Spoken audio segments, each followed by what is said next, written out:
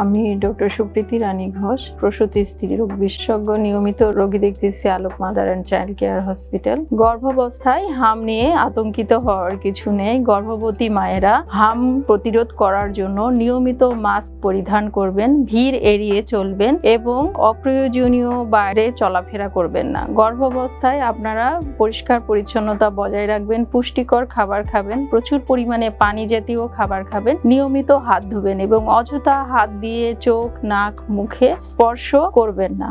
হামের জীবাণু এয়ারবোর্ন মাধ্যমে, হাঁচি কাশির মাধ্যমে বাতাসে থেকে ছড়াইতে পারে। এই জন্য মাস্ক পরিধান করতে আমরা বলি এবং হামের জীবাণু সাধারণত 2 ঘন্টা বাতাসে জীবিত থাকে। কোভিডের সময় আমরা যেমন মাস্ক পরিধান করেছি, কোভিডকে জয় করেছি, তেমনি হামের সময়েও আমরা মাস্ক পরিধান করব এবং হামকে জয় করব।